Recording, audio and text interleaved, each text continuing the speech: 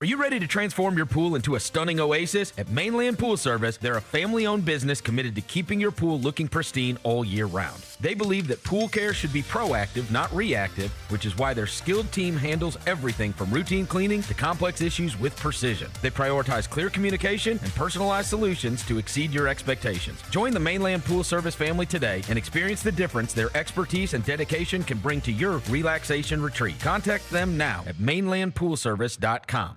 Junior Grizzlies summer camps presented by Ortho South are the key to a slam dunk summer with over a dozen 4-day camps perfect for hoopers ages 6 to 14 looking to build fundamental skills and make unforgettable memories. With camps across the Mid-South in Tennessee, Mississippi, and Arkansas, you won't have to go far for the ultimate hoops experience this summer.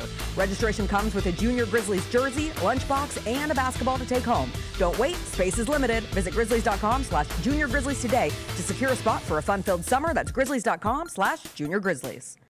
Get ready, Grizzlies fans. It is time for the Surfside Can Shuffle. Can you keep up with the cans and find Mac the Crab?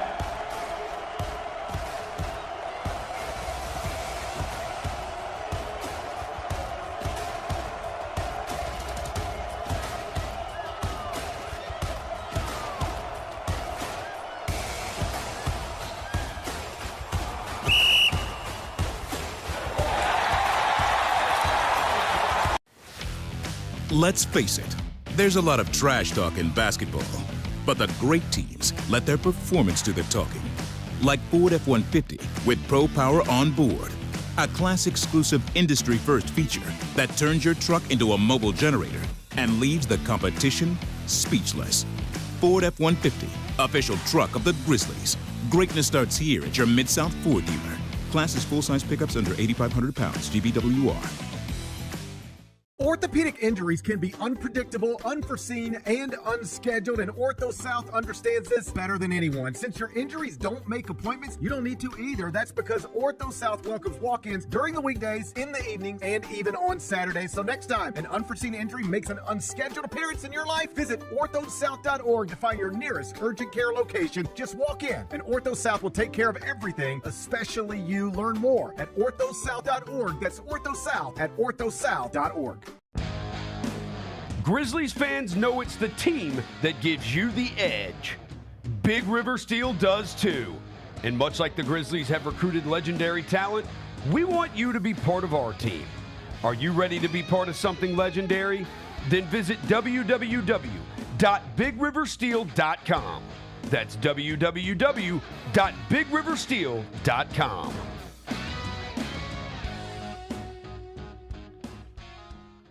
Kroger shoppers and Grizz fans. Want exclusive last-minute discounted ticket deals texted straight to you? Sign up with the new Kroger Buzzer Beater deal.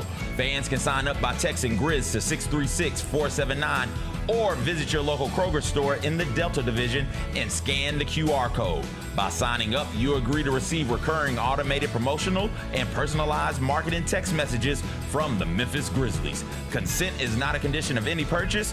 Message frequency varies. Message and data rates may apply. AZ's making money thanks to the new CBA. Incredible stuff. Her good stuff.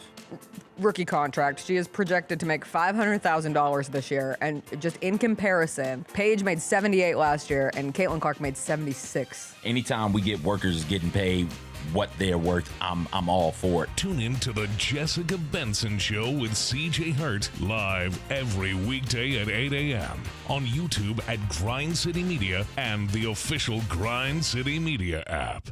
Grizzlies, take your fandom to the next level by becoming an MVP. How long have you been an MVP? Since day one. Enjoy the great benefits of being a season ticket member. Pre-game MVP moments, including Autograph Alley, exclusive Grizz gear deals, access to member or MVP-only player events, and much more. He's been an MVP for 22 years! Become a Grizzlies MVP today. The The Grizzlies are proud to team up with Prime Global Group, a company on a mission to redefine real estate investment. By leveraging deep experience, strategic insight, and robust resources, Prime Global Group is shaping a smarter, socially responsible future. Whether you're an investor or simply curious, now's the time to explore innovative strategies that align with your values. Join the movement and discover how you can be a part of this exciting evolution. Visit primeglobalgroup.net to learn more and connect with the team today. That's primeglobalgroup.net.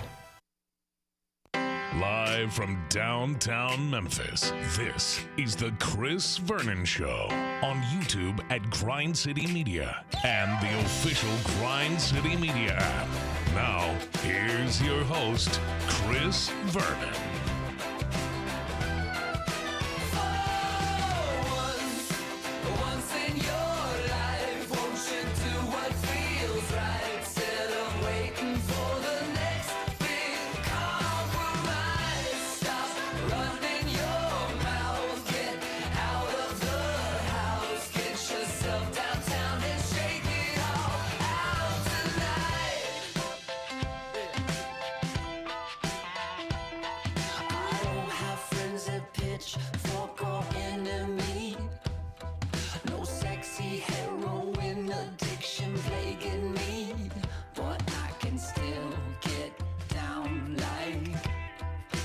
Here we go. It's noon on GrindCityMedia.com. It's Chris Vernon Show. Welcome. It's a Wednesday, April 29th, 2026 edition of the show. Today on the show, we had more playoff basketball last night. Not a bunch of good games, but results nonetheless. We will get to what took place in the 3 games that we had last night. There are a whole slew of games on deck for tonight. We will get to all of those. Got the news and notes of the day. The Memphis Tigers added another player for next year's basketball roster. Adam Silver is trying to fix tanking in the NBA. The NCAA is ruining the NCAA tournament. We got a ton of stuff to get to. It's a Wednesday. It's all right. I'll smile. Let's do it. Turn it up.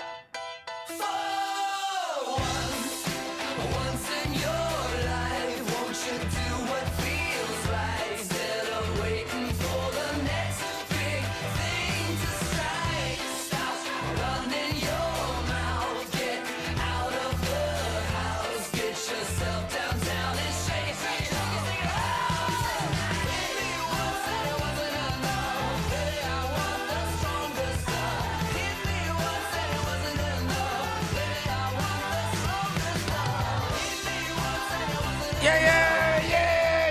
I hope everybody's having a good day. All right, we got a ton of stuff to get to on the show today, not the least of which is the NBA playoffs were back and cracking last night. There's a whole new slew of games that are going on this evening, and we have 2 major events that have taken place over the course of the last 24 hours, which is a possible solution for the NBA's tanking problem and a solution that was not needed for the NCAA tournament. We'll get to all of that. Before I get to anything, I welcome John Roser to the show. John Roser, a.k.a. the Cologne Ranger, the Body Spray Bandit, Senior Sec. Johnny Backpole, Johnny Bearcat, the Grim Roser, John Asparagus, Johnny Nick Carb, John Lance. He's Dr. Thunder. He's John the Polluter. He's John Sweeney.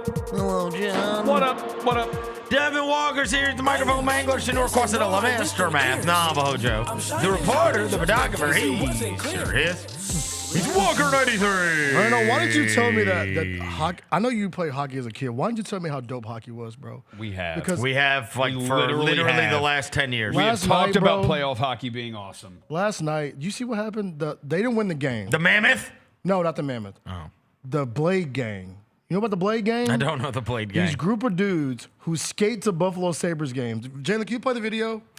They skate to games. And they got to bang the drum last night, and they said it's one of the dopest moments in NHL playoff history. Well, these are just fans of the Buffalo Sabres. This is just Buffalo fans in general. Buffalo. Bro, look at them. Buffalo is living it up because it has been so long.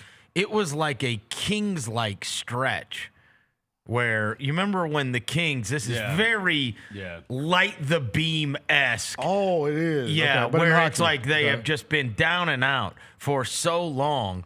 with the Buffalo Sabres that now this is their return for the first time in forever. When was the last time? 14 years. 14 years. I mean, what was and it was like 16 or 17, wasn't it, for the Kings? Yeah. Minnesota, the Timberwolves went through a long stretch too. Oh yeah, after post KG, right? Yeah, but this is like over a decade long, and I mean, just from what we know about Buffalo Bills fans.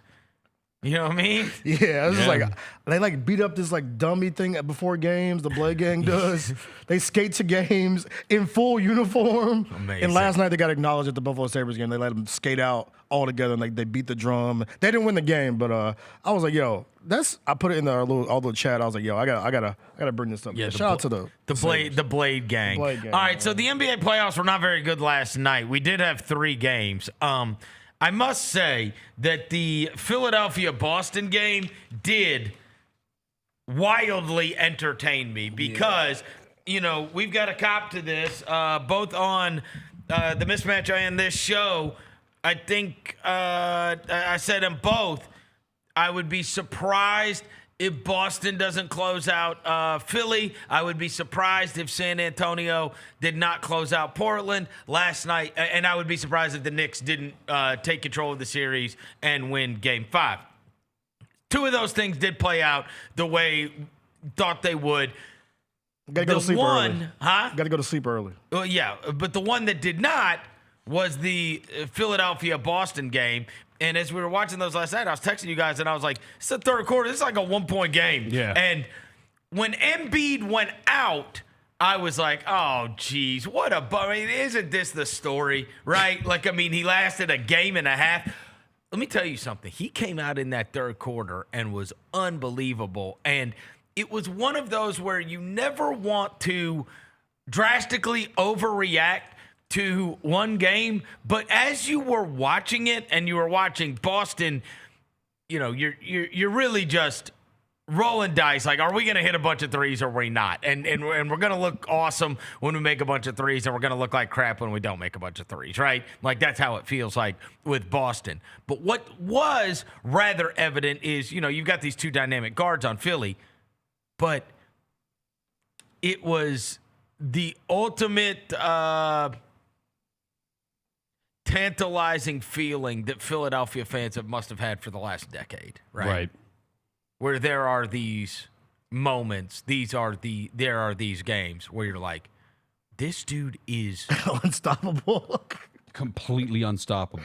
Like he can't be guarded, bro. I'm not going to shoot threes. I'm not shooting threes. Especially with what they bring to the table. Because it's Queta, it's Garza, and it's Vucci Mane. And even in the fourth quarter, after when he was coming back into the game, you saw he goes to the scorer's table and immediately Missoula's like, I got to get Luka Garza out of there. But his option is to put Vucci Mane back in there. And if he wanted to, Joel Embiid could score on him 96 out of 100 times. And you're like, not only is he the advantage, he is. Now, the one thing I will say not only is he the advantage, they have nothing to deal with him. The one thing that's going to be interesting is they played that game like their life, like it was their last game, right? 6 guys. And you always wonder when you're having to play 2 games later, and Maxey already is having to play 40-something. You do wonder, right? Once you do that, to keep your season alive, can you do it again? But I will say, and Boston missed 14 of the last shots. But when 14 in a row they just play those 6 guys, you watch it and you're like, bro, these guys are all good. They're Especially all good. when Grimes comes off the bench and it's like he was hooping too, Reggie Miller. The other that was crazy. They were so good. I hate his face, but he can hoop. The other side of this is, dude, we should have seen this coming. This is what the Celtics do. They are now 4-11 in the playoffs following a 20-point win. Yeah, it's the swings, bro. 4-11 following a 20-point postseason win. There's no way you couldn't watch that game and go, they weren't supposed to be good. Who, the Celtics? Yes, this year. You know what I'm saying? They weren't, because Derek White's not going to be good. Oh, boy. What is happening? He's in witness protection. Is he hurt? No. He's just been terrible, and he's been shooting like this since like January. Yeah, and it just has not been good for them. But again, you watch like a lot of the guys they even bring off the bench, and you're like, I got it right. When they make a ton of threes, it doesn't matter. Yeah. But this was not supposed to be. You know, I saw somebody commenting last year how funny it is. Like Brad Stevens, like tore down their team. Right, to remake it. It was going to be a gap year with theoretically Tatum out. And so he tore down the team, right? No Porzingis and no Drew Holiday and no Al Horford and no, right? Like, yeah. He tore down the team and won Executive of the Year. It's impressive. You know what I mean? Typically you get it for building the team up, but he did a good job remaking it. But again, this wasn't supposed to, this wasn't supposed to be a team that was capable of making a big run. And there were certainly moments last night where you're watching the game and you're going, Philadelphia's got better players. Yeah. Like when Embiid's there. I'm saying when Embiid's there and you're like, Embiid, Paul George, Tyrese Maxey, VJ Edgecombe. And you're like, all right, like I kind of like that. You know, when there's a level they reached last night, and obviously Boston just could not. They couldn't throw it in the ocean. I mean, it was 26-10 for a long time in like the last couple minutes of the fourth quarter. Their two losses in the series, they've shot 26% and 28% from three. Yeah, and that 3 wins, they're 60 of 144, 42% from Trey, and their losses, they're 24 of 28. And that's going to be 24 of 88, my bad. And again, can you do it 4 times? Right. Yeah. You know, I mean, like, it's very old school Houston Rockets-y. Yeah, the swings right? are crazy. Where you saw the Houston Rockets, and the Houston Rockets would just devastate you, but then, you know, they hit that game 7 and just couldn't make one. Yep. Right? Yeah. And it's like, are they going to make it? You know, this is the odds. Are we going to do it 4 times? Because if we shoot 35% or more, we win because we shoot 50 of them. And we can. But the nights you don't, boy, it looks bad. Yeah, it looks bad. The nights are not dropping. And as the series goes on, it should be harder. Right. And especially when you're playing every other day and, you know what I mean, and the other team's game planning against you. And also, if they've got the Embiid thing and he's cooking, they can get you in a half-court game. And as soon as they decided Joel Embiid is not going to stand out at the three-point line and take 6 threes like he did in the first half, it was like 7 for 9 to start the third quarter. It was like, there's nothing you can do. And if you foul him, he's an awesome free throw shooter. Well, and they also said, I mean, I think I saw this clip that was going around online this morning. Lou Williams was saying he had an old coach, and I know this used to piss everybody off about Jaren Jackson as well, but he had an old coach that said, if a 7-footer standing out at the three-point line, we're all the same height. Yep. That's what you want. That's where you want him to be at. Right? That's where you want him to be at. If a 7-footer standing out at the three-point line, we're all the same height. And Joel Embiid is standing out at the three-point line. So what is the advantage that you are garnering from having Joel Embiid? But then in that second half, it was like, oh, my God. Bro, he was dream shaking. Just he was doing post work. All of it. My guy, he ain't got no knees. He's so talented. He ain't got no knees, and he doing all that.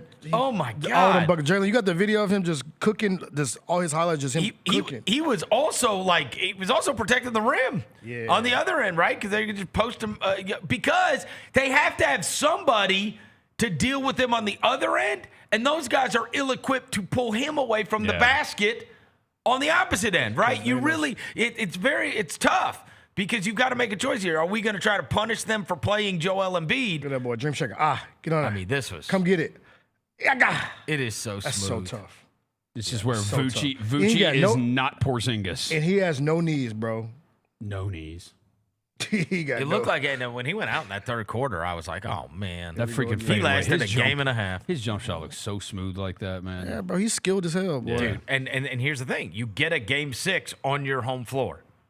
One thing I will say, that crowd will be that awesome. made me think a lot about that because obviously they've now won a couple of games and they're going to a game 6 in Philadelphia.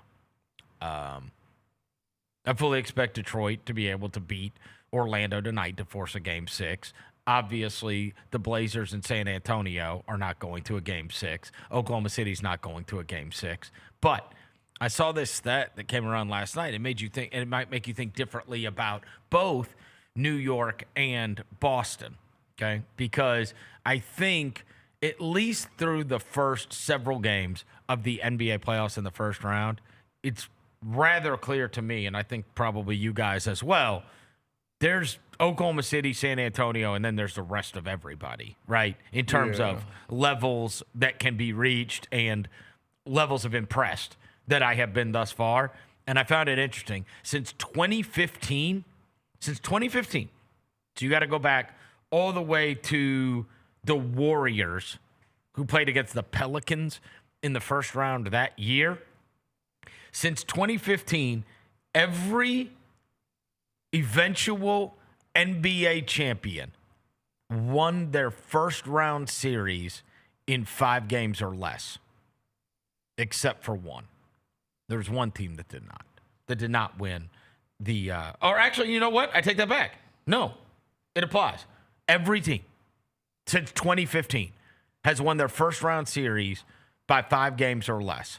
And then you go back to 2013, and it happened with the Bucks. With the Heat. They beat the Bucks in the first round. So they apply. So there was a 1-year gap, or else you would be able to say all the way back to 2013. In 2014, the Spurs played a 7-game series in the first round against the Dallas Mavericks. And that was the team that laid waste to the Heat.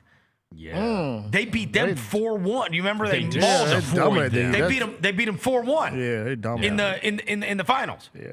Yeah. Their first round series was against Dallas, and it was like Dirk and Sean Marion and Monte Ellis and Vince Carter, Jose Calderon and Vince Carter. Vince Carter hit the didn't Vince Carter hit the game-winning 3 in game 6 or something? Hit the game-winning 3. And they Samuel Dallenberg was the starting center. Shout out Sam Dallenberg. Hey, but dude, that's the only one of the teams that went on to win the title. Oh, man. They're the only ones that played a series longer than 5 games. So again, I'm not saying that that's the end-all, be-all, but it is interesting, right? It shows the level that there's levels to this stuff, and generally, the team that is the eventual champion laid waste to the 8 seed or 7 seed or whatever. Now, that one that was 12 years ago might have been extenuating circumstances. They know each other very well. That Dallas team had bona fides and had some champions on their team, and it was a veteran-laden team. Some real grown-ups. Right. Yeah, real vets on this squad, bro. And so they might have just been uniquely qualified to be a problem for San Antonio. But I do find it interesting, especially when you're thinking about it with New York and Boston and obviously Detroit, right? Like these teams in the Eastern Conference. And then on the other side, whether it's Minnesota or whether it's the Nuggets or whether it's the Lakers or whoever you want to say, both Oklahoma City and San Antonio, never let their foot off the gas. San Antonio had the one, the weird one that they dropped to Portland. Yeah. But other than that, that's interesting too, because every other team has been 5 or less. That's interesting because no injuries stopped it, no nothing. They still just ran through. Well, because you think about so 2025 was the Thunder, and they swept the Grizzlies. We went through their first round stuff yesterday. Yeah. They don't lose them. 2024 was Boston versus the Heat. 2023 was the Nuggets versus the Wolves. The 2022 was the Warriors versus the Nuggets. 21 was the Bucks and the Heat. There's been a bunch of 5 or less that have taken place in the first round. And I mean, again, when you think about it, where the Knicks are about to go play a Game 6 in Atlanta, and Boston's going to go play a Game 6 in Philly. The Warriors, I feel like that year, the Warriors, they beat the Nuggets in 5 that year? That's what it says. Wow. Go check. 2022. The Warriors were the 3 seed. They won the title that year as the 3 seed. You said Warriors. 2022. 2022? What'd you say? Jamal Murray was out. No Murray. Okay. No Murray. That's what I'm saying. It had to be an injury or something. 2022 Warriors Nuggets. Okay. Yeah. Is that what it was? Yep, it was. I mean, somebody's not going to post this and it'd be wrong. Right. Yeah, Golden State with 4-1. 4-1. 4-1 Golden State. So they're the only ones that are going to do this in the entire playoffs. Yeah. Are the 2 teams that we said appear to have, like, that game 1 against Oklahoma City against Phoenix, it's like there's a level that, like, other teams cannot reach. I mean, it was just a mercy killing. Yeah. And the same way went in the second half of that game 4 between San Antonio and Portland. Oh, where, yeah, it was, when they flipped that from down 19 to up 20, it was like, I mean, okay, what is this? Even last night, bro, it's like a closeout game. I mean, they were up 54-26 at one point. It was it was like, yo, we handle the business. Get him out of here. Let's pack them up. Let's get this gang going. Well, dude, the Wemby blocks, and we have a compilation of these. I mean, this was. Yeah. And by the way, can we please take into consideration that these are the shots that actually get shot? Because if you watch these games, nobody even tries it. No. And then every once in a while, somebody will be like, "Ooh, there's an opening." There's for sure not. Get out of here, Kumara. Yeah. There's not an. They think there's going to be. Drew Holiday. Give me that. No. Oh, see that? That looks like that an looks opening. like a wide open layup, but then he extend the arm and blocks it. Bro, Shaq called him the first perfect big man ever created. I'm gonna go. He just slaps that one away. That was like a low block. But I mean, he's at the free throw line right now. Look, give me that. I mean, it's like so unfair. Shaq called him this one is the craziest one. This is one. I gotta be honest with you. What the? All right, watch they show here in the crowd. That's his dad. Oh, it's Wemby's dad? Yes. Yeah, I saw that fall out. He looked like he smoked Black and Miles. I've never seen him. He looked like he smoked Lucy's and Black and Miles, bro. I've never seen his dad. He really like changed carburetors. Put that photo of his dad up. I've again, never bro. seen his dad. Put Wemby's paws back up there, bro. He looked. I know a dude like that live on Lamar. They scanned over to the crowd and showed Wemby's dad. Like he was like, because he makes his face like, ooh, when he slaps that one into the stands. Look at this dude. He look like he changed carburetors, bro. Look at his dad. Look at Pops, bro. Look at this dude. Yeah. He got Lucy behind this. Is he French? How much fun must it be to have that kid as your, or I mean, have that have that kid or that be your kid? No, that's not fun, bro. Because he probably beating you at the age of like 5 at basketball. No, just to watch it though, just to sit in the stands and be like, dude, my son is better than everybody. His dad is Congolese. Huh? His dad is Congolese. Oh, is that right? And his mom is Felix. French. Felix Wembanyama. And his mom is Eladoa Del Fatero. How tall is his dad? He's sitting down, so I couldn't tell. Is Wemby's dad? I couldn't tell how tall. 6'7". Unbelievable. And they say you get your height from your mom. And his mom is 6'3". His mom's 6'3". 6'3"? Yeah. Bro, so Bam out of 6'7" bio. and 6'3". And this kid just did never stop growing. He's still, I don't know. I swear every time I see him, I think he gets taller too. And I think it's just because it's like an optical illusion. Because you see these guards, like at these moments in the game, like when it's like a free throw time or it's like a stop in the action, you see these guards walk next to him and you're like, the guy comes up to his crotch. Yeah. And you see like those blocks last night. I mean, no fly zone, And Wemby bro. says his dad, because his dad was a track and field star, Wemby credits his dad with teaching him how to run properly. Oh, really? Because usually those tall guys do. The tall guys usually run weird. And they got foot problems. His dad was a track guy? Yeah, his dad was a track guy, yeah. Makes sense because tall guys usually run like weird limbs. But you see Shaq last night call him the first perfect big man that's ever been created. And his mom introduced him to basketball.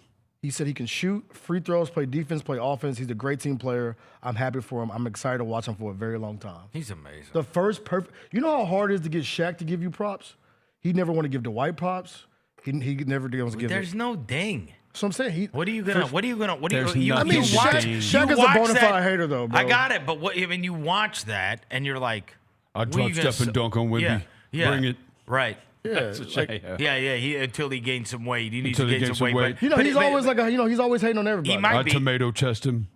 Drop step dunk. I'm gonna bet you. Diesel.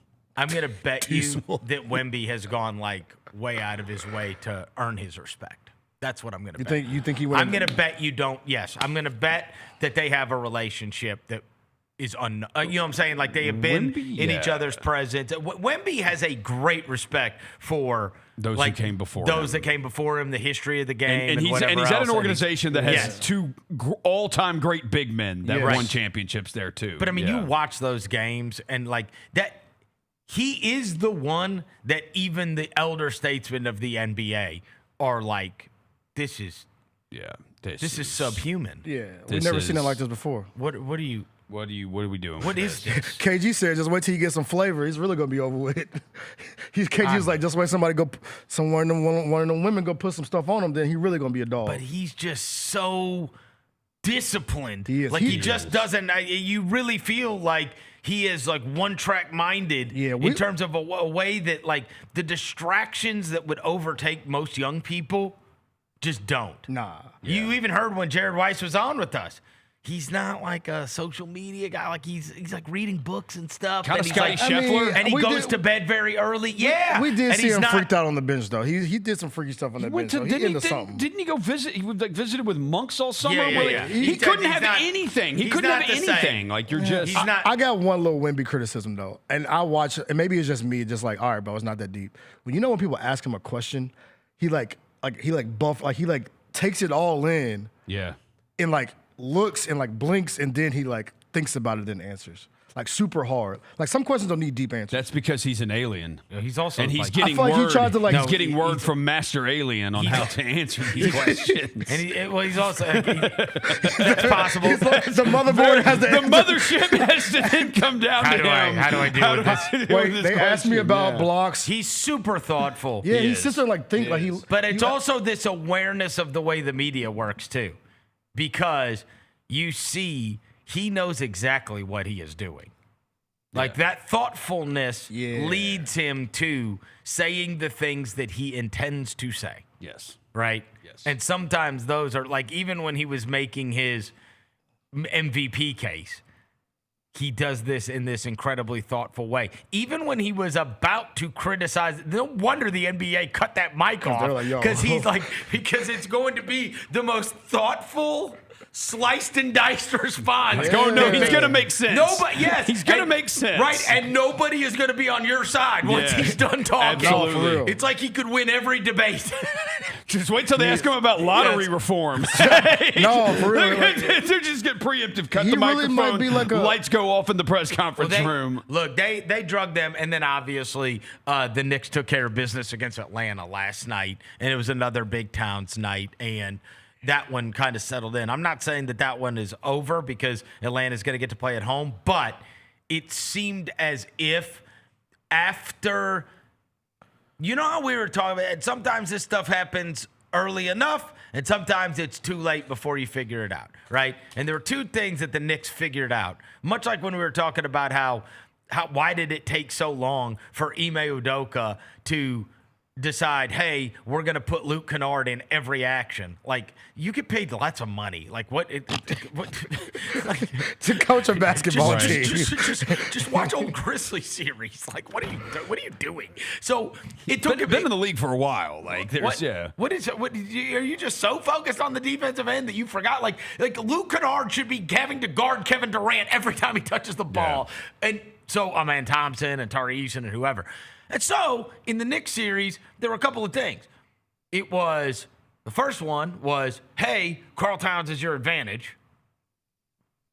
Obviously, they got to that early enough. And the other thing is, you haven't heard a peep out of C.J. McCollum in a minute. He came back down to earth a little bit. Well, no, there's a reason he came down to earth. They're not going to do the Brunson thing anymore. No. Like, you don't get to play basketball against Jalen Brunson. Right. That's not what's happening here. Because, yes, every night, if you want to put most of the time Jalen Brunson having to deal with C.J. McCollum, he's going to have 32 points. Yes.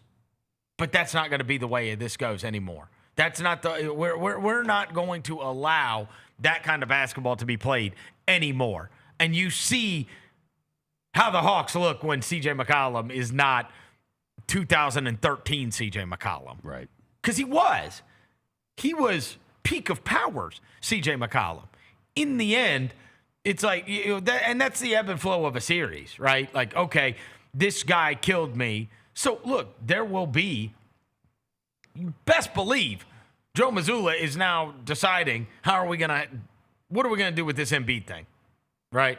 What are we going to do about that? So his life is going to be much, much different by the time they get to Game 6. Yeah. And, I do think that as and as a series goes on, you've got to keep evaluating what the answers to the test are, and sometimes it's just too late, right? Like we'll find out with Houston, right? Either they unlock something and they're just gonna they finally realize they should not be able to guard us in this manner when they have Marcus Smart as their best defender and none of these other guys that they're putting on the court are plus defenders. Why? Why are they making our life a living hell? This is crazy. Yeah. Why are we letting them get away with it? It might be too late. I don't know. We'll see. I mean, they'll get their crack tonight. But on the Knicks front, it was like they have the better roster and they figured out, here's what we're going to do. Here's how we're going to deal with Atlanta. And I don't know, Atlanta may be able to I'm not putting anything past, outside of Oklahoma City and San Antonio, nobody is that much better than everybody else. No. Nah. Especially, I feel especially in the East. I low-key feel like Minnesota would have packed up Denver, but look, the Ant thing got look how many Game 6s we're getting. Yeah. A lot. We're even getting a Game 6 in Philly-Boston. You know what I mean? We're getting a Game 6 in that. We're getting a Game 6. We're going to get a Game 6 in Orlando, Detroit. You know what's interesting about that when you say that? When you bring up... you're going to have to turn off your phone when it's 41-22. Why am I turning my phone? You still on 3-2? You know what's interesting about what you said about the Pistons in 7. About the two teams. Pistons in 7. This guy. Church mice remain church mice. What? The two teams who have looked the best, who have run away with their series. The Thunder and the Spurs. Those are the two teams really that have not been of the top teams that have not been affected by the aprons yet. This dude. Like the rest of them have all had to make roster decisions based around salary cap and apron decisions. The Spurs, young rookies, and the Thunder, not all those dudes have hit those big contracts. All those big contracts for the Thunder have not come into play yet. And when they're about to, they do next year. I did a whole bit on the mismatch, during the middle of the year, where I said, your team's going to have to be young. Yeah. Because they're like Wemby, Harper, and Castle are all rookie contract guys. Because you're going to look up and you're playing Franz Wagner $200 million. Exactly. And you got to strip that roster down. It happened to us. That's why you can have De'Aaron Fox. That's why you can have Harrison Barnes and Cornette. And literally our best team was before all the guys cashed in. We got paid, We had so much depth. Because those two teams got more than anything, they got depth everywhere. Yes. Like we talked about. Every problem that you have, they have somebody on their business that can fix it. No, and they're going to have to, and again, that ends after this year. Caruso, Dort, Hartenstein, Kason Wallace. There's probably going to be at least two of those guys they move on from they have to. Yeah. Now, the problem is they've got two lottery picks that haven't even played yet. And they have 97 more draft picks in the next 5 years, and they have a top 10 pick prior this year, huh? Yeah. They have the Clippers pick, so yeah. They better not get the first pick, bro. I'm going to jump through that window. That would be crazy. They get AJ to bounce to that team. Yeah. Well, look, one of the things we do know is yesterday, when you were talking about this, Roser, you were just saying that these teams are young, and now it's going to be super fascinating to find out how this goes, because as of yesterday, with this new anti-tanking rules that have not been approved yet, but appear to be pretty far down the road and the direction it's going to go for the NBA. The most interesting portion of it, to me, beyond the flattened odds and how it works with the play-in teams and how it works with the worst of the worst teams, how you're massively de-incentivized to be horrible. Look, I just want it to be a bad thing to be bad, right? Teams always figure this out, even if it's flattened odds, whatever, right? They try to figure out a way around it. That being said, the not being able to have a top 5 pick 3 years in a row is the big one, because you just look right now. The Spurs would not be able to have their team, which is Wemby, Castle, and Dylan Harper. Yeah. Tom Haberstroh had all of these. The Pistons would not be able to have. They had Cade, Ivy, Ausar, and Ron Holland. The Cavs had Mobley, Garland, and Okoro. The Rockets had Jalen Green, Jabari Smith, Amen Thompson, and Reed Shepard. Now, Reed Shepherd that came in a trade, so I guess they still would have been able to have that. But, I mean, that's a lot of cores that were built on top 5 picks. Yes. And good teams. Yes. Right? Those are all playoff teams. Yes. Right now. Yep. And, you do think about it, you got to wonder. There's 2 different ways to look at it, right? You got to wonder if the Grizzlies, if the deals that they made for Jaren Jackson Jr. and Desmond Bane are the same deals you would have made if you knew this was going to be the way this was going to go. Right? Part of making those deals was bets you're making against other teams. You never know the way stuff's going to play out. And obviously you want that draft capital. And I guess there's a couple ways to look at it, right? One of the ways to look at it would be like, well, because look, you just had it happen literally this year. The greatest asset you got in the Desmond Bane trade was, in our minds, the Phoenix pick. The Phoenix pick did not end up being good. Yeah. We thought it was going to be a top 5 pick. Yeah. They were supposed to be horrible. So you never know the way this stuff is going to go, right? Like sometimes the pick you traded for is not the pick you thought you were going to be getting. And so it does go a couple different ways. On one hand, you will not have, if those teams that you traded for their picks are bad, your opportunity is lessened, okay? In a big way. If you were to if one of those teams like just had all kinds of injuries and was awful and whatever, and you happen to have their pick, now all of a sudden you've gotten a top 5 pick that you never expected to, right? On the other hand, if those teams are like Midland and they're like mediocre, right? Not that good. They're not like one of the top teams or whatever.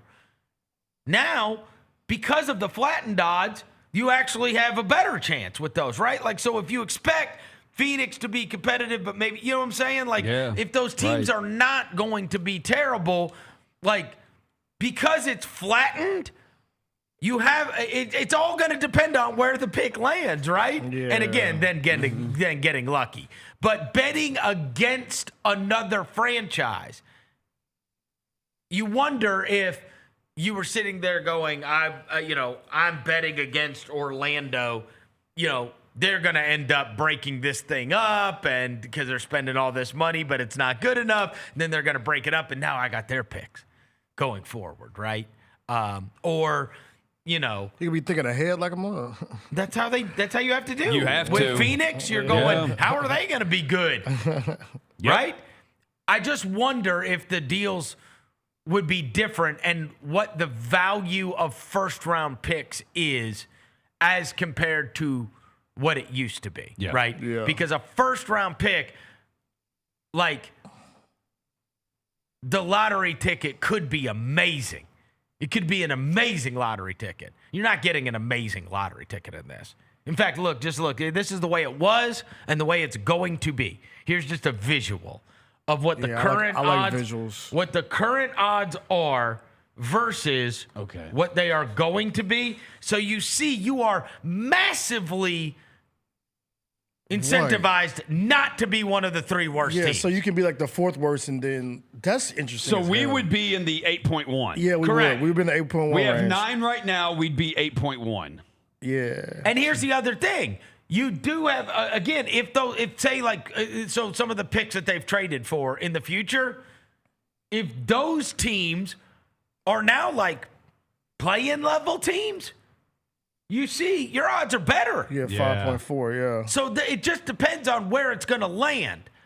If nobody's expected to be horrible, obviously there's 30 teams, somebody's going to be horrible, right? But if you're not expecting those teams to be bad, like say Orlando going forward, right?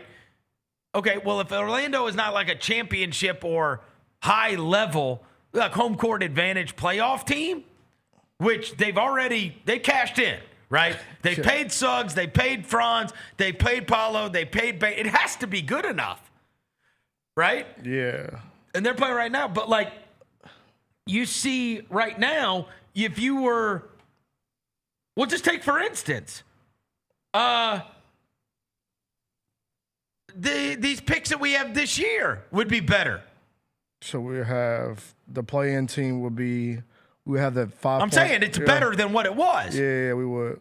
Yeah. That Phoenix or Orlando pick that we're getting, I guess it's Phoenix, right? Because they're Phoenix. Okay.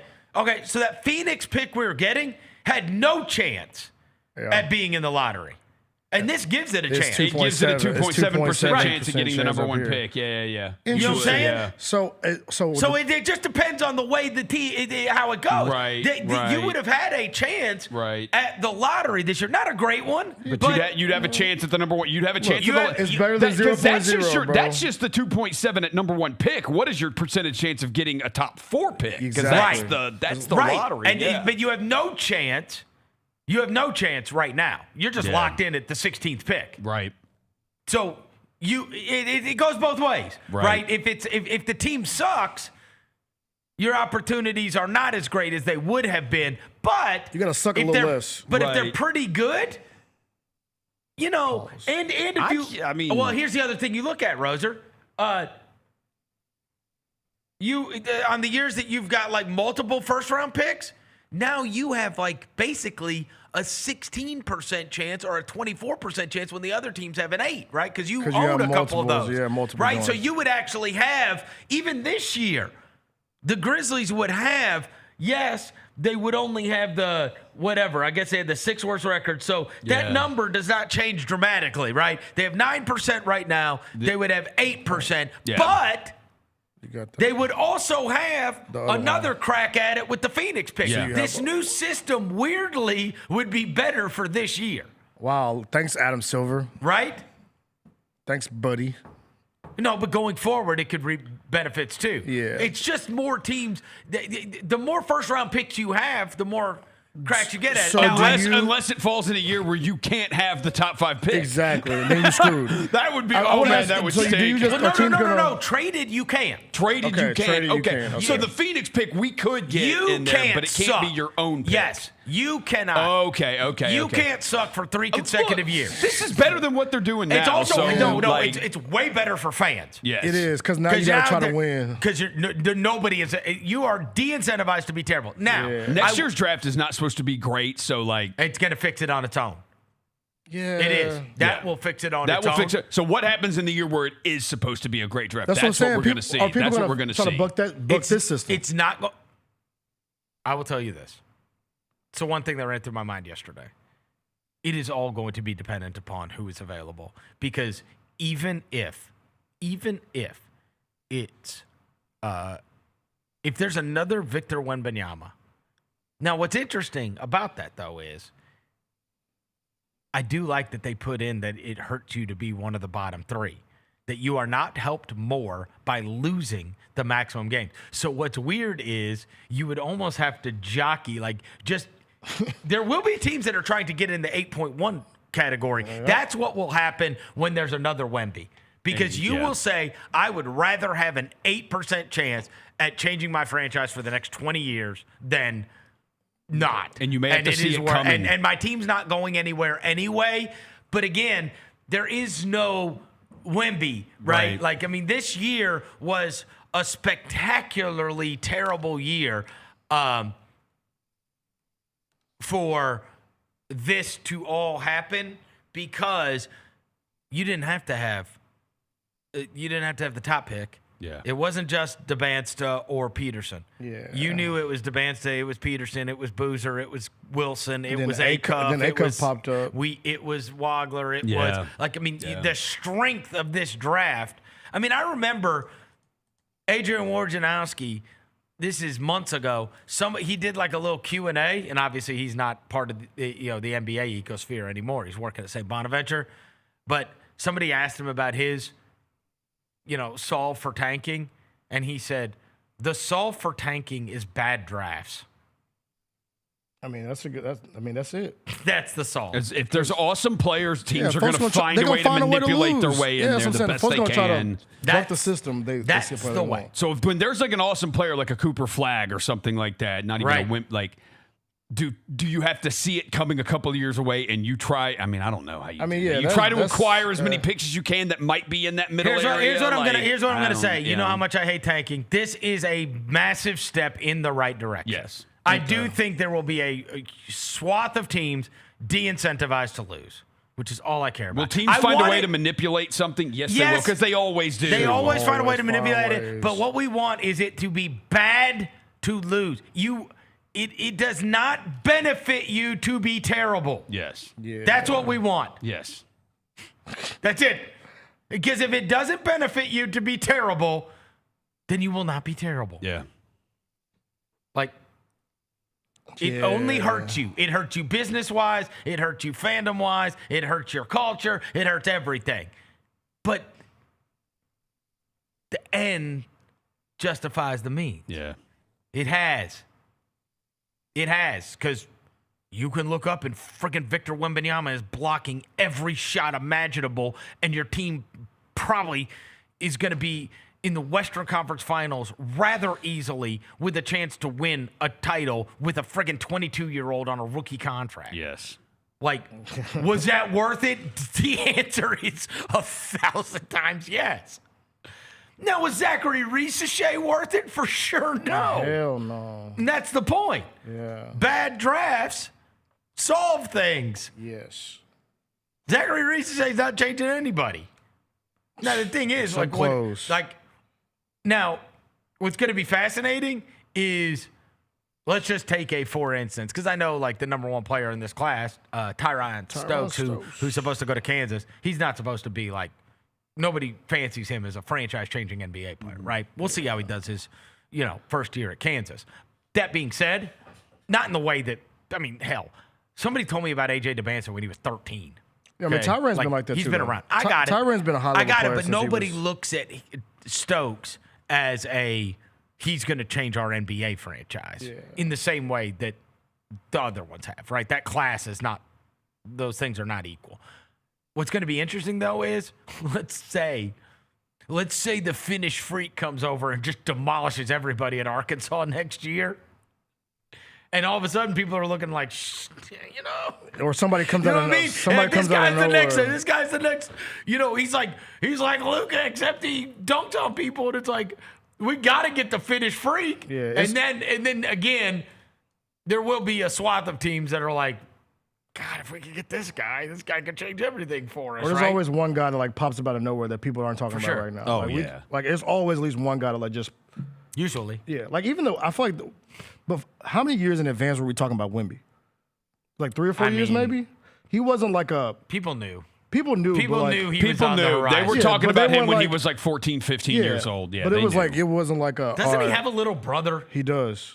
He does. I remember. When is he? So that's the next one. I remember the first time I remember hearing about him at length was KOC telling you Oscar on the Wembanyama. Ringer Pod. He was like, he's on the way, and it's something you've never seen before. Oscar Wembanyama, he's 19 right now. So you should be coming up. Wait, he's 19? He's 19 9 feet tall? He's 6'8". Oh damn. Forget it. He's like, what the hell? What happened to me? How did this dude become 7'8"? Your car mechanic used all his good genes on I know, the right? first one. He's the mellow ball of the family. Wow. Well, the mellow ball of the family. They said he can hoop, though. Yeah, well, if he's 19 and we're not talking about him, he's going to be a Spurs two-way player forever. They say he's He's going to be like the Thanasis and Alex Antetokounmpo. Oscar Wembanyama. Yeah, they say he's predicted to be a late, when he does come out, he's supposed to be a late first-round pick when he does come out. Oh, okay. Yeah, so I think he has a sister, too. Let's see. Well, the other thing is these guys are so incentivized to go to college now. Exactly. Right? Which I actually think is going to turn in turn lead to better NBA players. I do. Yeah. I think it's very hard to come into the league without when the first time you're out of your parents' house is playing in the NBA, that's tough. Yeah.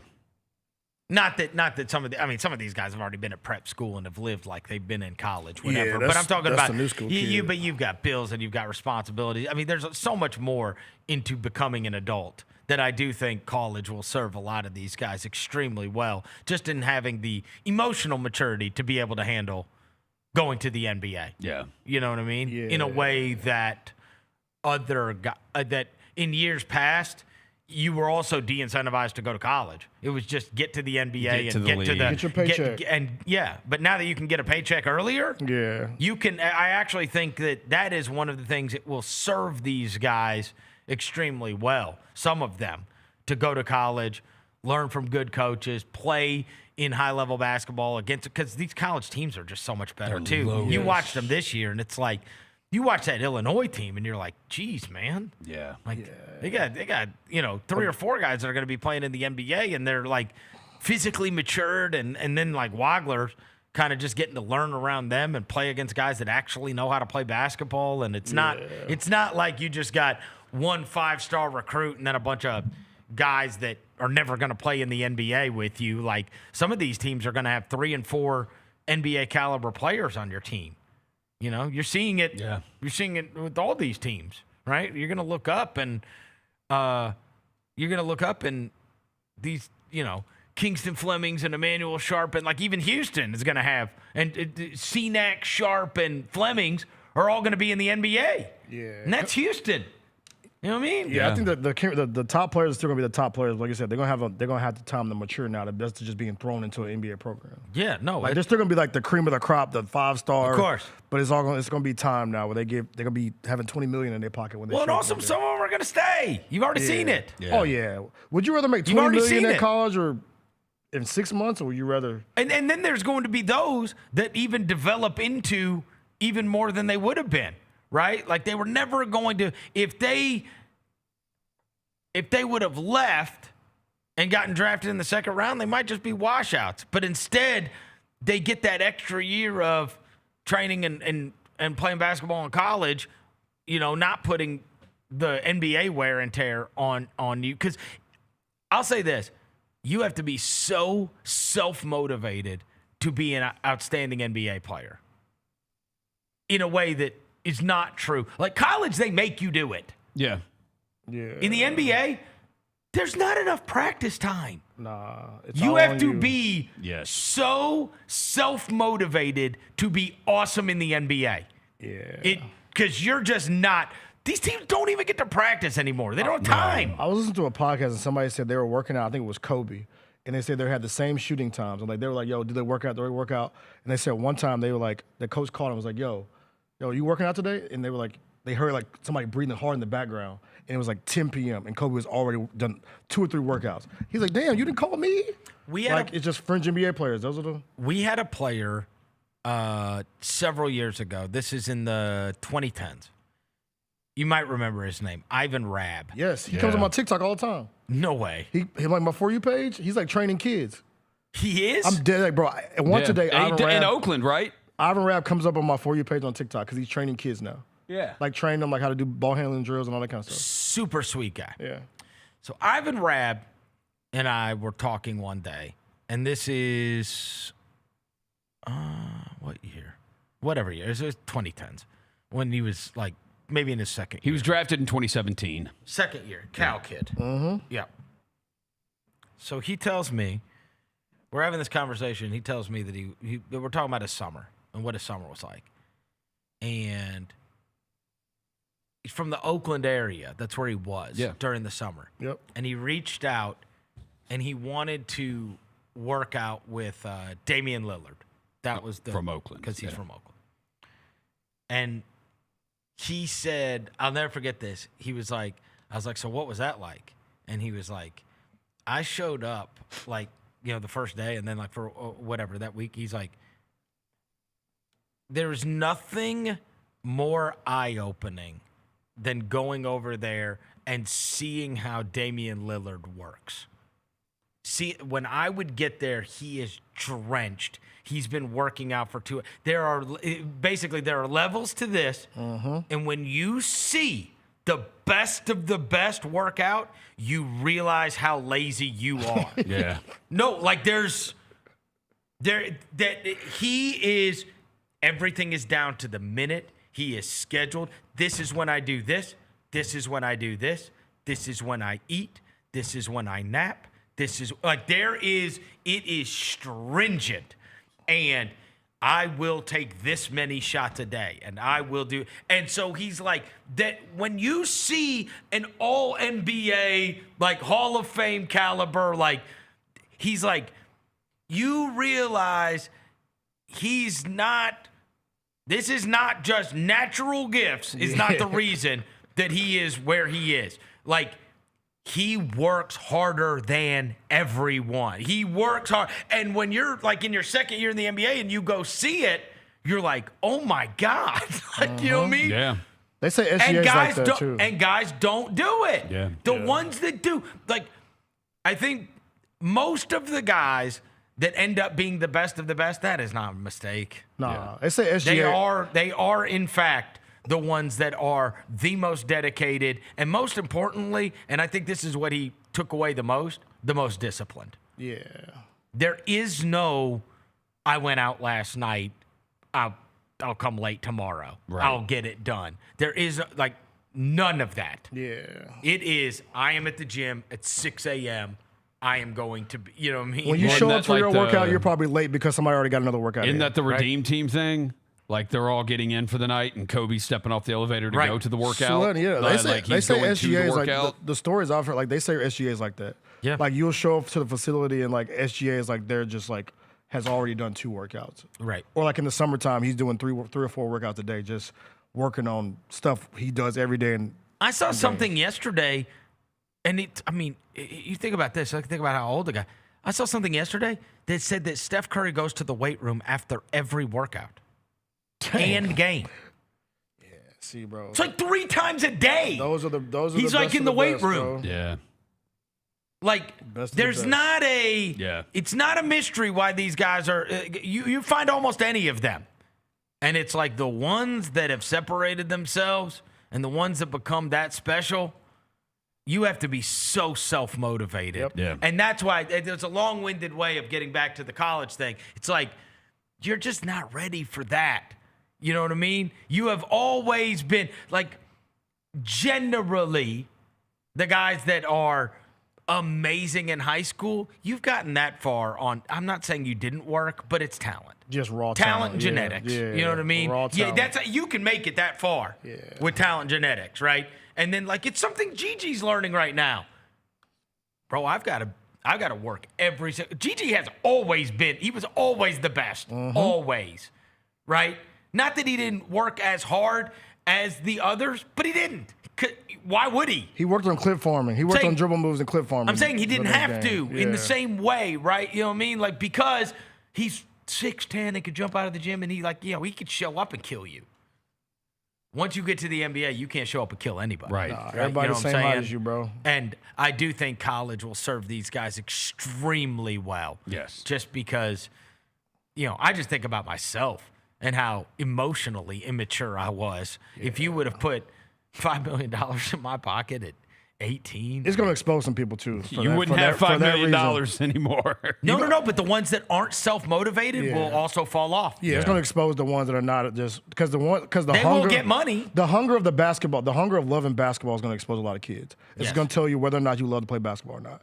When you put that $2 million, $3 million in your pocket, it's like, I got paid now. And it's weird because I know that has been used as a negative. But I will say for NBA purposes, I think it's a positive. 100%. Because it used to be that the first time these guys ever had that kind of money was when they had just gotten drafted. And so now it's like, bro, I've thrown you into this whole new life of responsibility and having a job, and I've put all this money in your pocket and expected you to be able to handle it and handle the finances and handle the people around you and all that, and you're 19. And it's like, okay, let them deal with that in college. Yeah. That's part of learning too. Exactly. Right? You know what I'm saying? Exactly. It's like the first time they have money is not when they get to the NBA anymore. Yeah. They're getting money for playing in college. And you're going to see how they're able to handle it. Like, do they keep on working or do they go to frat parties?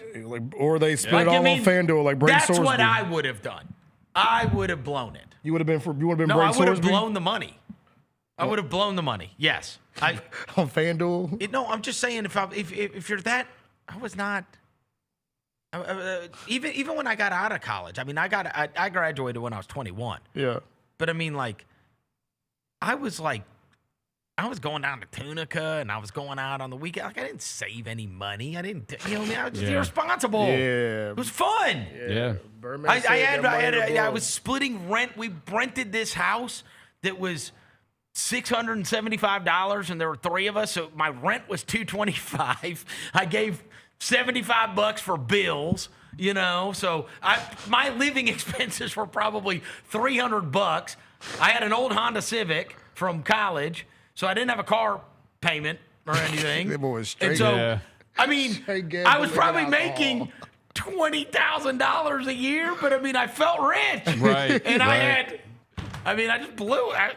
That was 20 grand. Yeah, right. What if you would have given me $3 million? Right. Oh, bro, you would have done some wild behavior with the $3 million. Me too. Be a lot of casinos not closed anymore in Tunica. If you had $3 million, I'd have been down there with Yancey Thigpen. Sam's Town might still be open, buddy. They would have had a statue of the dude in the front because he blew so much money at the casino. Crazy. $5 million. No way.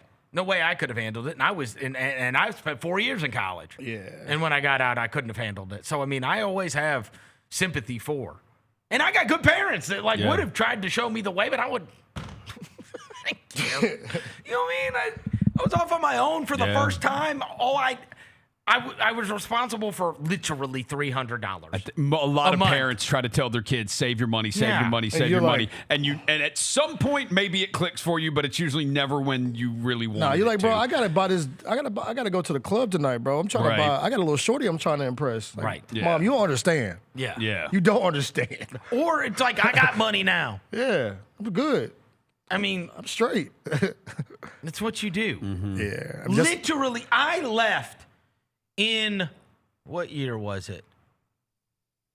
2000 and it's probably 20 years ago now. When I left Sports 56 for 7:30. 7:30 a.m. was going to start, and I want to say it was like 35 or 40 grand, something like that, is what they were going to offer, plus talent. So I would get paid on live endorsements and live remotes. So basically, they convinced me you can make whatever. Yeah, that's what you're going to get paid no matter what. But you could make, this 50 grand. You could make 60 or whatever. And I was like, all right, well, that sounds good. So I went back to Sports 56, and I was like, hey, here's what I'm being offered, whatever. And they were like they were basically just not going to match it. They were like, we're not going to pay you more. And I was like, okay, then I'll leave. So I left, right? And I had a month off because the station wasn't even ready to, it wasn't even ready to begin. We didn't even have a station, and I left. But they were going to hire me and whatever. And I went and bought that used Acura TL for 17 grand. This dude. I was like, I made it. I got an Acura. Yeah, I signed a contract. And here we go. I mean, you got a Mercedes and or something, bro. Got a I was 25 then? It's stupid. Yeah. It was a cool car, Gary always talks about the BMW that he bought when he was young. Car. He's like, cool, but he had the whip. It was a cool car. At that age, you're trying to worry about getting a good car because you get the girls and you get, you know what I'm saying? That's the only thing you're worried about. I did meet my wife. There you go. After the Acura. See? I'm sure I pulled up and she thought, oh, wow, he's got his... God, he got an Acura. Well, he's got his stuff together. Exactly. Yeah. She thought I had my stuff together. Little did she know I had a beat Civic a week ago. Yeah, right. But I'm in the money now. You're like, yo, if you saw this contract I just signed, I am the one. You got to attach it. Hit your wagon to this, sweetie. Exactly. Like, you want to go? I got an Acura. Yeah. And I'm making 35 grand. You want the dessert at Chili's now? I got you. Yeah. You want the dessert at Applebee's? We can do that now. You living big. She saw the vision, though. Yeah, she saw the vision. Yeah, there you go. Yeah. I'm saying long game. It's the long game. It was funny though, but I mean, when you think about it, and I just think about the way. That's why I'm never overly critical because of the way I handled myself pre 25 years old, and it's like, God, that is a lot to put on a kid. Yeah. And now, at least It's happening in college when they don't have any responsibilities, and then you're going to see if they're hard workers or not. I'm not going to lie to you. Because if you're still a big-time hard worker, because they've already got money. Yeah. So that's not the motivation. Yeah. Nah, it's the bump. It's the hoop. It's not the motivation. It's the hoop now, bro. You know what I mean? Like, we see it all the time with guys that also get max deals. It's like, all right. You know, that it's so hard for that, and that exposes guys too. Because it's so hard for that not to be the end goal. You know what I'm saying? Yeah. What then? Like, I busted my ass to get this $200 million, but now, am I going to bust my ass to get to $500 million? Like, nah, I'm good. You know what I mean? I'm good. You got to really, you got to really care about being awesome. Yeah. Like, because if you don't, because $200 million? Yeah. I mean, to still care about being awesome after you've made $200 million, that's it. You got to be self-motivated. It's the decision between being a champion or just being happy with the bread. Or being like an all-time great. Yeah. You know what I mean? You know, I'm going to say this out loud because I got that kind of vibe last year. Did you watch Tyron Stokes' announcement yesterday? Where's he going? Kansas or Kentucky? Kansas. If you go watch the video, you get that oh no. Oh, vibe. really? Yeah, because he did it on TNT. So he's going through the thing, unwrapping it, and I'm like, oh no, this is giving me, everything he's doing right now is raising red flags. Just telling Shaq to chill and telling Chuck, I'm like, yo, you ain't even like that, bro. I don't know, it gave me some when you talking about that, if Tyron Stokes, we look up 2 or 3 years from now, and he's just a Cam Reddish, I will not be surprised. Well, class is not supposed to be that good. And that's why I say these guys have to be self-motivated. Yeah. And he gives me I'm worried about myself. I got that kind of vibe. But if I'm wrong, I'm wrong. But he just gave me red flags yesterday. I sound like an unk saying that. By the way, he gave me red flags. AJ DeBanza got a Nike deal. Oh, you did? Oh, that was already in the works. Well, no. I saw that. And his logo. He upgraded his NIL deal to a pro partnership. So he had an NIL deal already, but now it's just going to change over to a professional contract. He is transitioning from college basketball to prepare for the NBA draft. He's also taking the next step in his endorsement. He signed an NIL deal in 2024, and now they've been with he's been with them since the very beginning. Yeah. But now he's got his. What is this logo? Now he's got his. Just looks like a star. What is this logo, Vernon? What is this logo? Looks like the star. Does it have is his name in it somewhere? Are we am I looking at this right? It ain't like Nike makes great logos. I mean, Ja's logo is pretty dope. Ja's logo is the Kobe logo turned upside down, and it's just a variation of the Kyrie logo. Supposed to be an A and a J. I mean, Carmelo logo is pretty cool. But it's an A and a J. See, if I got to turn my head to figure out what's going on, bro. Everybody's got a logo now. Yeah, for deadass. Even your boy Austin Reeves got a logo. Everybody's. He don't deserve no logo. None of them are good. Everybody's got a logo. The best logo, 1 cent. I saw the jump man. Penny Hardaway. I mean, obviously the jump man. Obviously the jump man. But I saw one the other day. Somebody was doing it was guess the player logos. And I mean, some of them I think I saw this video. Whose was it that was so weird? Was it Patrick Queen? It was somebody that was on there. Does Patrick Queen have a logo? The linebacker? Yes. For the old everybody. The point Everybody's got a logo. Everybody has a logo. It was 16 logo. It was like an Instagram video, and they were having to. It was when I was doing scrolling. No, I thought it wasn't one of them and they were having to choose the. Wasn't one of them Klay Thompson's Anta logo? And I was like, Klay Thompson has a logo with Anta? Yeah, you got to see it. You got to have a logo on the shoe. There was some kind. I don't know. Maybe it wasn't Patrick Queen. Yes, it was. Patrick. It looks like a shark. Why does he have a logo? Or wait, is that Mahomes? Is that Mahomes? Patrick. Logo? I didn't even know Mahomes. Patrick. No. It wasn't Mahomes' logo. Okay. It was Patrick Queen. Yeah, Patrick Mahomes had a logo for a while, Roser. It was Patrick Queen. It's like a shark. I don't even know what it means. Queen logo. Let me see. Go look at it. You can make me Google this, bro. Yes. It looks like a shark. Oh, okay. It's supposed to be affiliated with the Steelers codes. Huh? It says his merchandise is associated with the Pittsburgh Steelers logo, the steel mark, and his team jersey number 6. No. Some of the It's this linebacker, one. right? It's that one. With the shark fin on the top. Yeah, that's. What does that have to do with anything? Yeah, did he go to Ole Miss? Patrick Queen. No, he was he LSU? I'm just saying, it was Patrick Queen. Everybody has a logo. Everybody does have a logo. Let's just say, in the video that I watched, nobody guessed Patrick Queen. They're like, what is that? He was LSU. Huh? LSU. Okay. I mean, even like Rob Dillingham has a logo. He's like a. Yeah. His logo is pretty fire. Rob Dillingham has his logo is fire. It's like, his nickname is Rob. His Rob with the shifts is his nickname. So it's like a gear shift. All right. Whatever. We need our own logos. We do have a show logo. No. We get our own logos. When he was with Minnesota, he was Rob with the DMPs. Yeah.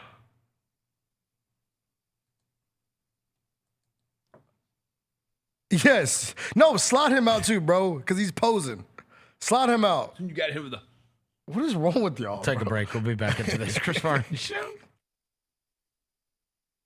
In the Tennessee Army National Guard, you can start a career in exciting fields, including science, communications, engineering, and medicine, all while earning money for your education. This training will boost your eligibility for a high-paying and rewarding profession. And you can get it all while serving part-time in your community. The Tennessee Army National Guard can pay for up to 100% of your college tuition. To learn more, visit nationalguard.com.t-n.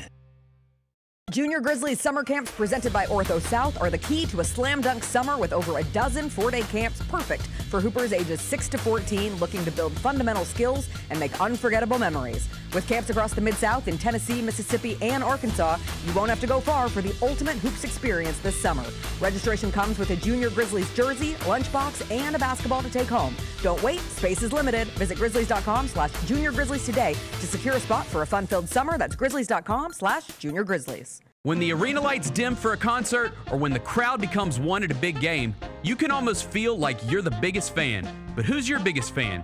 It's the person who will get you home safely after a night of drinking. It's a person who looks out for your life to make sure you leave the stadium with someone sober. This could be a designated driver or someone who offers to give you a ride share. Because in Tennessee, fans don't let other fans drive drunk. Brought to you by the Tennessee Highway Safety Office, a division of the Tennessee Department of Safety and Homeland Security. Grizzlies, take your fandom to the next level by becoming an MVP. How long have you been an MVP? Since day one. Enjoy the great benefits of being a season ticket member. Pre-game MVP moments, including Autograph Alley, exclusive Grizz gear deals, access to member or MVP-only player events, and much more. He's been an MVP for 22 years! Become a Grizzlies MVP today. Sonic Radio. Welcome back to Sonic RNDIO. That spells radio with me, the CIO. This just in, the new Sonic $1.99 menu lets you build a crave-worthy meal for just $1.99 an item. Whether that's a creamy shake, crispy tots, or a quarter-pound double cheeseburger. This just out. Ostriches. They're mean, not very cute, and in my opinion, way too big for a bird. Don't miss the Sonic Fun 99 menu. 5 items, always $1.99. Live free, eat Sonic. Tax not included. See menu for details. Let's face it, there's a lot of trash talk in basketball. But the great teams let their performance do the talking. Like Ford F-150 with Pro Power on board. A class-exclusive industry-first feature that turns your truck into a mobile generator and leaves the competition speechless. Ford F-150, official truck of the Grizzlies. Greatness starts here at your Mid-South Ford dealer. Class is full-size pickups under 8,500 pounds, GBWR. Each challenge is unique, so each game plan is customized to identify opportunity and the path to victory. It's true in basketball, it's true in banking. Grizzlies Checking from Pinnacle with personalized planning and advice. Play hard, bank easy. Open a Grizzlies checking account with at least $100 and a recurring direct deposit by May 30th, and you could receive a $200 direct deposit bonus into your account. Details at grizzliesbanking.com. Member FDIC. The heaviest metal credit card of all time. Rumored to be one of only 18 in existence. Plated with the very same tungsten that forged the International Space Station. And wielded at business dinners like a samurai sword. It's a classic corporate power move. But the real power move having end-to-end visibility on your most critical shipments. FedEx, the new power move. New Amsterdam Vodka is an official partner of the Memphis Grizzlies. It's the only exceptionally smooth vodka that is 5 times distilled, 3 times filtered, and rated 93 points. New Amsterdam believes wins big and small become legendary when you celebrate them with your crew. So here's to the blue, white, and gold, the Memphis grit and grind, and reliving winning moments big and small with Tennessee's favorite basketball team. New Amsterdam Vodka. Find your wins.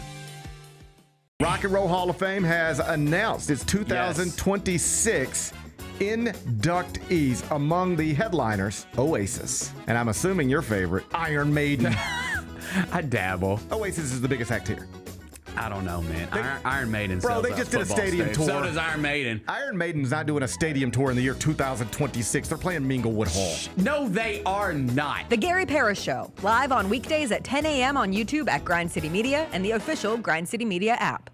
Welcome back to the Chris Vernon Show on YouTube at Grind City Media and the official Grind City Media app. Now, back to your host, Chris On one morning Vernon. bright and clear, my old folks and I drew near, just a village down in sunny Tennessee. I'd been speeding on that train that would bring me back again to that girl I left in sunny Tennessee. I could hear those voices singing as she bid farewell to me. Far across the fields of cotton, my old homestead I could see. As the moon rose in its glory, then I told my saddest story. All right, we're back. Chris Vernon Show. Oh, promo today. No, I'm not doing that. That's for you. Bro, that's for you, Devin. I got candy in my hand, bro. I don't care what you got. Put your candy away. I can't even eat my candy. All right. Shout out to them Ruffles I just had, too, by the way. All right, here we go. Shout out to the Ruffles.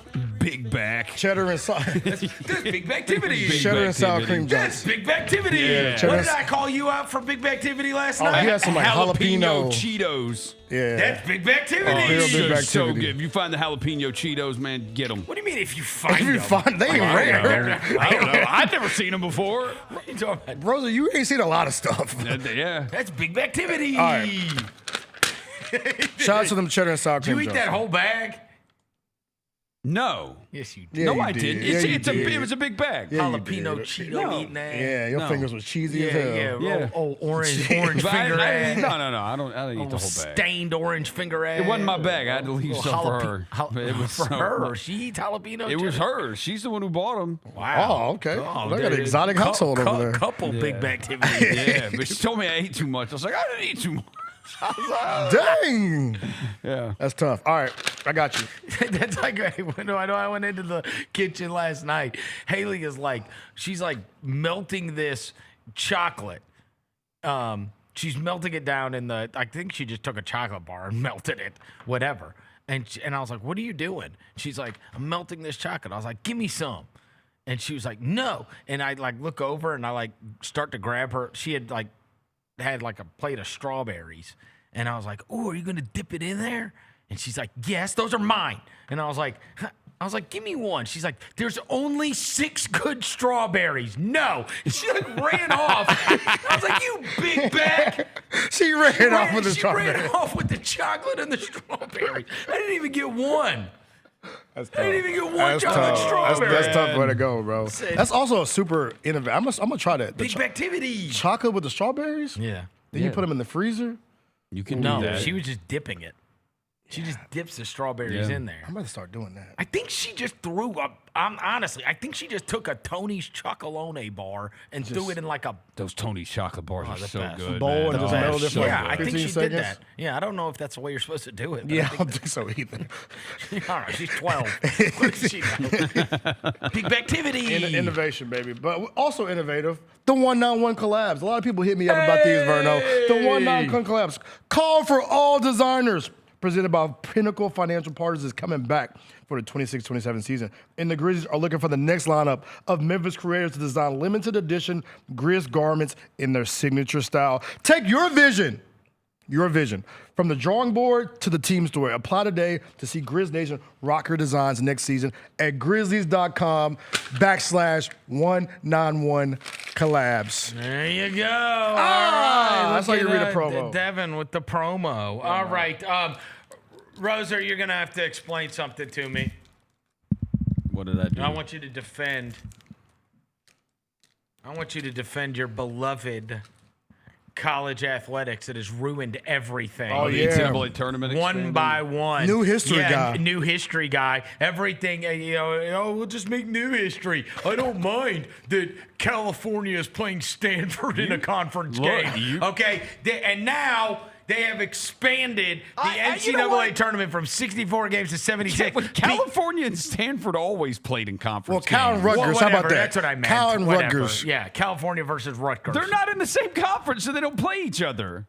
Who is? Stanford and Rutgers, then. The Maryland. They're, again, not Cal in the same Cal conference. and Maryland. There you Cal go. and Maryland. That's what we meant. There you go. You know what we they're meant. not in the same we conference meant. either. Yes, they are. What are you talking Maryland's about, in the Big Ten. Oh, what is? Cal's in the ACC. Holy crap. Who are we thinking of? We can't even name them anymore. Cal North Carolina. and SMU. North Carolina. Cal playing Boston College, Roser. How about that? Yeah, there you go. Yeah, these college rivalries that you call new history. You wouldn't watch that crap anyway. Now these same nincompoops have ruined the NCAA tournament. They have, Roser. 76 teams? Well, the NCAA tournament's been ruined when they went to 68. 68 was terrible to do. No, it wasn't. Yeah, it was. I would say, however, you're saying that after you just got done with an entire last segment talking about how much better college basketball is going to be going We don't need forward. more players, though, Rose. No teams. But we don't Maybe need college basketball is going to be better for I it. want. Look, fine. I'll even go a step further. Where when you were talking about the 68, I'm fine. Then fine. Let's go back to 64 and start it at 11 o'clock on Thursday. That'll be the first round of the NCAA tournament, and I'm fine with that. When the hell is this crap going to start? The week before now, I guess. And we're going to have 18, there'll be more play-in 18 games. seeds now? Well, they're going to be more play-in games, which means I don't like. 18 seeds? Can Dayton still have all the play-in games, or do we need a new play-in And site? also, could you possibly devalue the regular season more than it already is? I mean, seriously. Now, so the 16 and 15 stupid Auburn team you know can what? get I in. don't blame them. No, hold Who on. cares? I don't blame them for this, though. Sucks. College basketball has been a 1 month a year sport for like over a decade now. So just lean into it. They're just leaning into that now. Bro, it's going to be even stupider, though, when like a random team that we don't want to be in the tournament are going to be in the tournament. We don't need There's more already teams. random teams we don't want to be in the tournament that are in the tournament. No, Roser. We don't need. I don't need more of that. I don't need more random teams in the tournament. I'm doing old man at the cloud on all this stuff. I want the SEC to go back to 12 teams. I want Nebraska back in the Big 12 with Oklahoma. The Big Ten had 10 teams. Oklahoma and Texas. I want it all back the way it was. And I want my NCAA tournament back to 64. This expansion. Well, you know this doesn't stop, right? It's like the NIT plus. No, I know. It's just going to be. We're going to look up, and then by the time Williams in college, it's going to be 122 teams in the damn NCAA tournament. 160.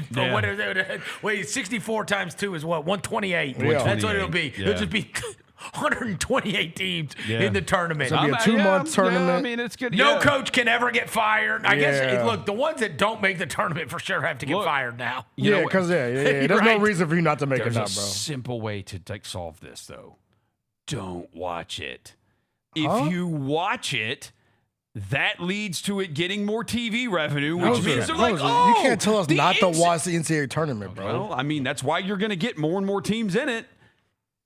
Like, what? I just don't the want demand for it is there. Like, dude, they make a ton of money off the NCAA tournament. Nobody asked for this. Everybody Nobody asked for them to create the play-in part of it either. The play-in was fun. They create And they made money off of it. This shit's not going to be fun. Wait, let's add more play-ins. Nobody you'll asked. find a way to watch it, too. You're going to watch it, which means they're going to expand to more teams. Don't watch it. I will. Don't You want us support to it. boycott And the if new team? Wait, it won't stick. Oh, no, shut the hell up. That's like saying anything that changes for the worse, my answer should be, well, then just don't watch it. I want to boycott the you NCAA as the tournament. consumer have a choice. I love the sport, so I'm going to watch it no matter what. But I can still have You problems don't with the love way the sport. I do.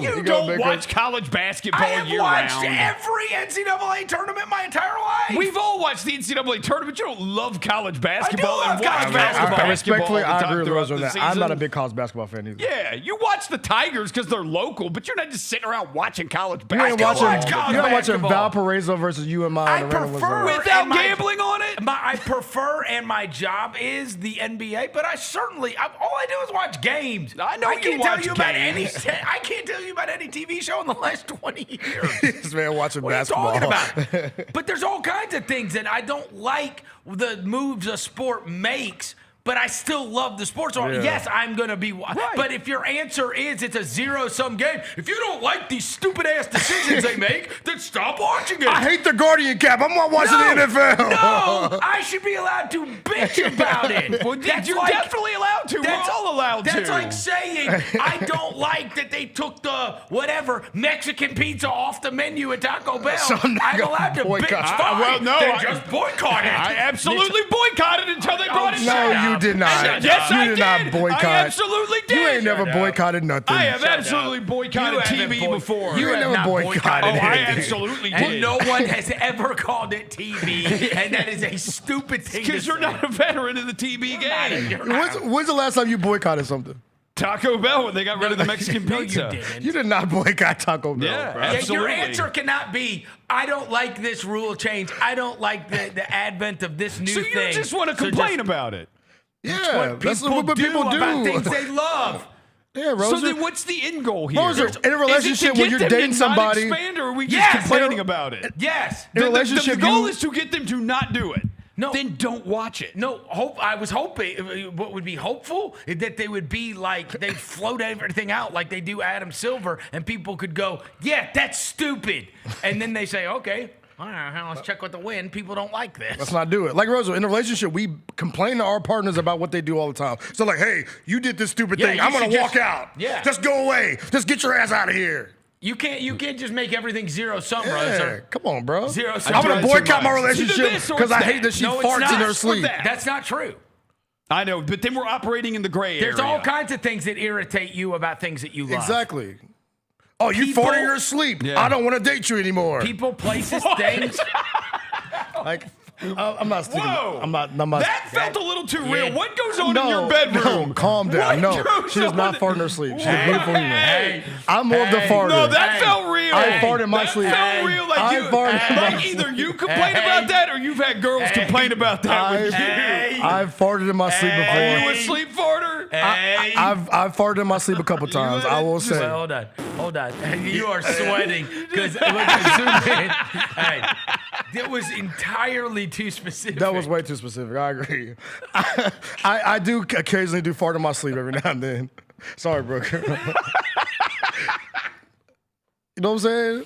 How do we feel about Memphis getting Josh Holloway? Because here, Josh leaving. You know what? He's a native son. I think it's great. This is going. You know this is going to bring this up again. Josh's Yeah. going to leave town, and then there's going to be the big story about what He's a Memphian, though, man. What really happened. He's a Memphian, What though, really so that's happened? cool. Oh, yeah, you got to be because- excited because- about it. It's a Memphis kid coming back to Memphis. No, it is, and then it is interesting because people will feel a safety in telling Josh Holloway's going to be here. Josh is not going to be here. So now the Josh Holloway side of the story is going to be the thing that gets out everywhere. And then people are going to be like, "Oh man, John Morant was a dirtbag. I'm glad he's gone."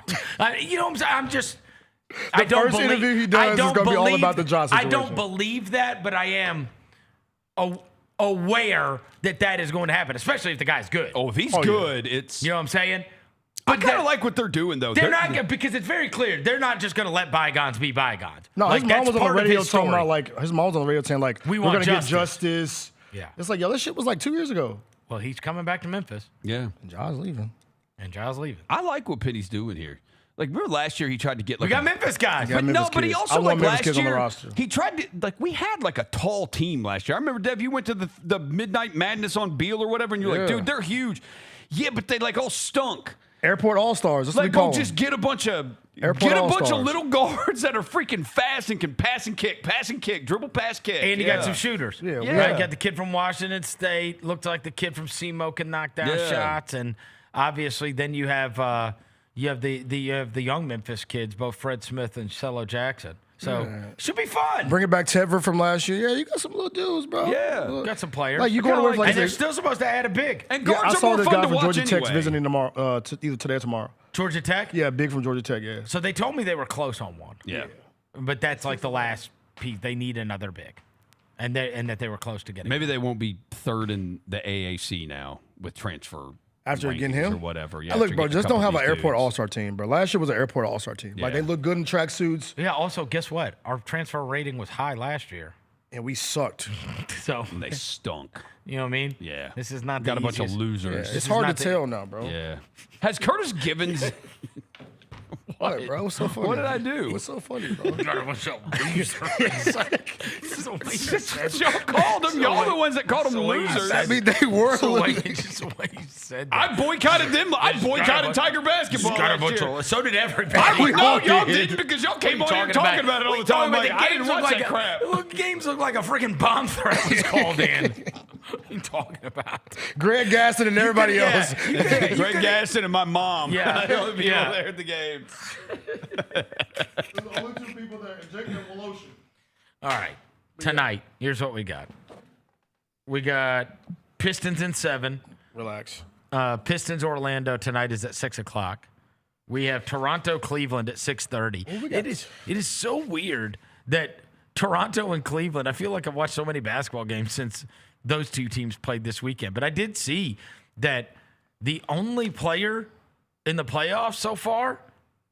And this is not, sometimes you could see these things that are like completely random. It'll be like the only player that is averaging 22.5 points, 9.6 rebounds, and 6.4 assists in the last 20 years. The basketball reference. It's not that random. Yeah. Scotty Barnes, the only guy averaging over 25 points, 7 assists, a block, and a steal. Okay. Pretty damn good. Yeah, man. Like he's had Scotty like Barnes a can low play. He's played the low key coming out like playoff party. And I think people have not noticed as much, but he has been super effective and Him and CMB. the most consistently awesome player in that series. Yeah. That includes Donovan Mitchell and James Harden and Evan Mobley, right? Like Barnes has been there for it. Rosa, you say how pivotal this game is, right? It's a pivotal game 5. Dude, it can't be more pivotal. In the NBA, teams that have won Game 5 in a series tied 2-2 have gone on to win the series 82.8% of the time. Wow. That speaks well for the Knicks last night. Yep, and the Raptors have been in this situation 10 times, and they're 7-3.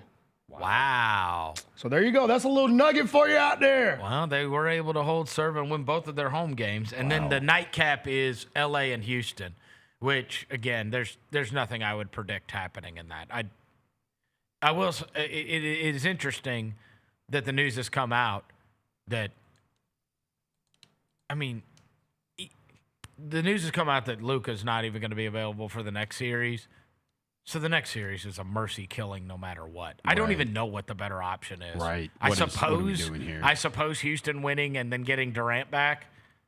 I suppose. Because you get Durant against OKC and know they're going to love to bomb him out.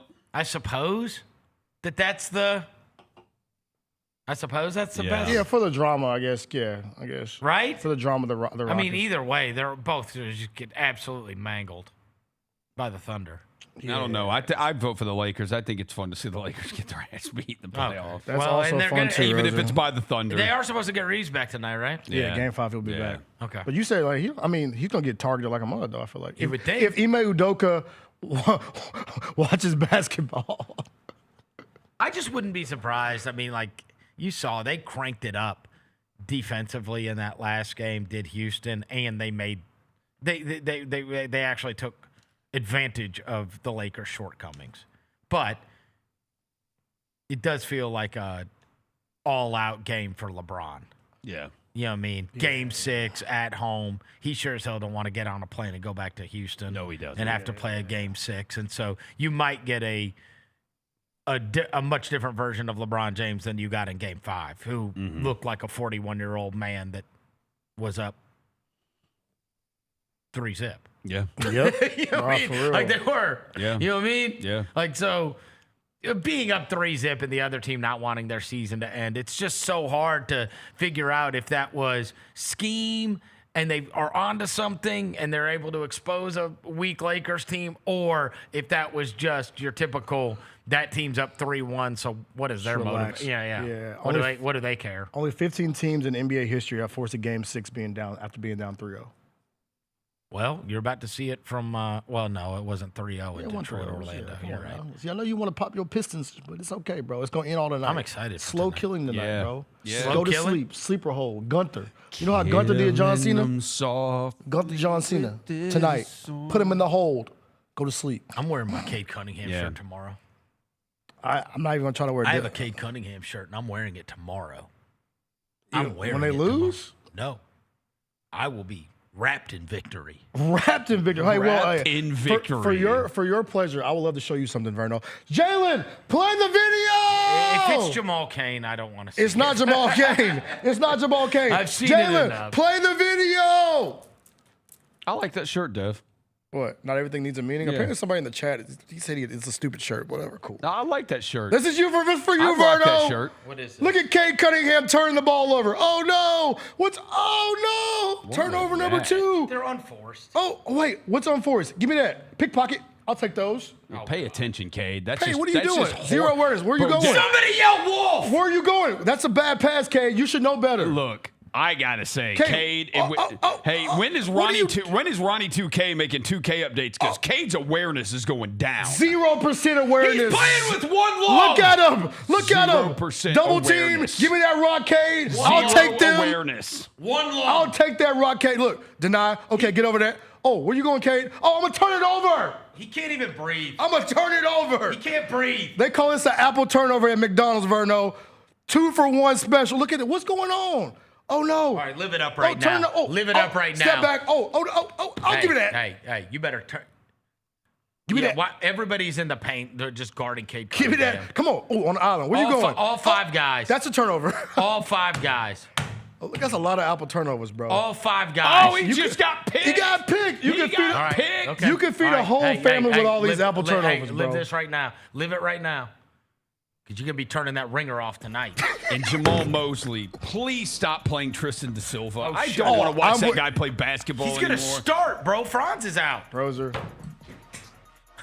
Look at Roser. Dinosaur-ass looking basketball. Roser, I'm with you, bro.